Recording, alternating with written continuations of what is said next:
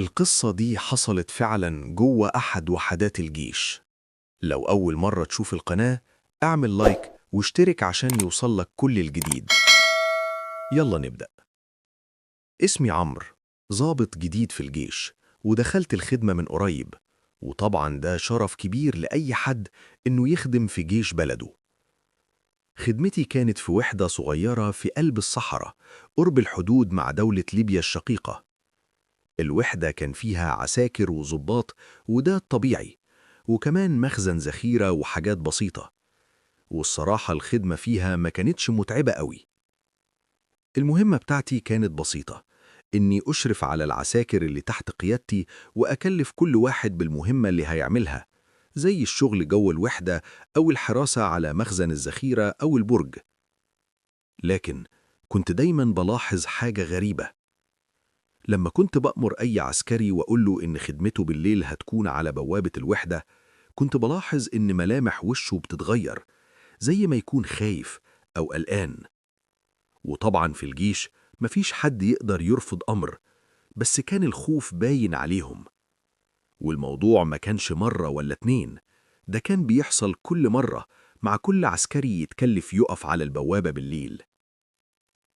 خليني أشرح لكم مكان البوابة.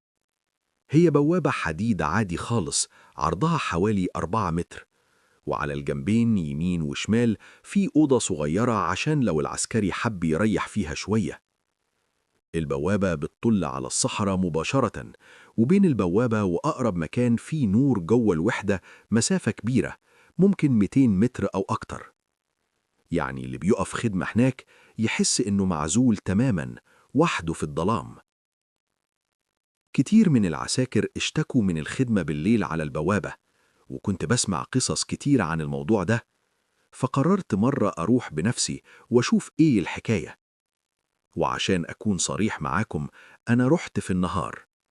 وأول لما دخلت الأوضة اللي جنب البوابة، حسيت مرة واحدة إن قلبي انقبض، وإن في حاجة غلط في المكان. بس ما اديتش اهتمام، وقلت دي أكيد تهيؤات من العساكر. لغاية ما جه اليوم اللي كل حاجة فيه اتغيرت. كنت بحضر شنطتي عشان نازل أجازة من الخدمة، والساعة كانت حوالي 4 الفجر. والقصة دي حصلت في شهر 12، يعني عز الشتاء، والجو ساقع والليل طويل.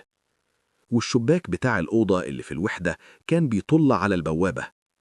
وأنا ببص، لمحت خيال حد بيجري ناحية الوحدة، واتفاجئت إنه العسكري اللي متكلف بحراسة البوابة.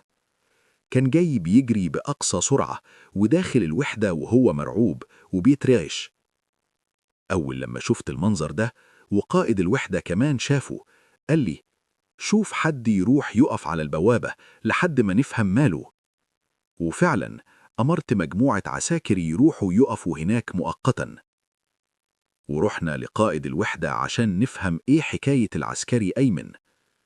كان أيمن بيترعش ومرعوب جدا، وبيتكلم بصوت متقطع، لغاية ما هدي شوية وبدأ يحكي. قال: كنت واقف خدمة على البوابة، ومفيش حد حواليا غير النور الضعيف اللي على البوابة. وفجأة سمعت صوت واطي جدا، كأنه همس، بيقول لي: امشي من المكان ده، أحسن لك. اتخضيت، بس قلت ممكن تهيؤات، ومركزتش، ورحت ولعت سجارة وواقف عادي. بعد دقيقتين بالظبط حسيت بحد حاطط إيده على كتفي. افتكرته ضابط أو عسكري.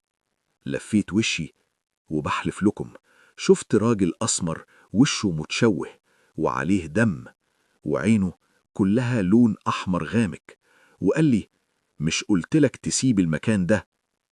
ساعتها ما فكرتش، جريت على طول. أول لما خلص كلامه بصيت لقائد الوحدة، وكنت مستغرب جدا.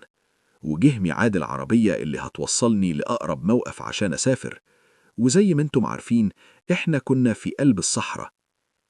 وفي الطريق كنت مع ضباط زمايلي نازلين أجازة زيي، وبدأوا يحكولي عن حكايات غريبة حصلت في الوحدة.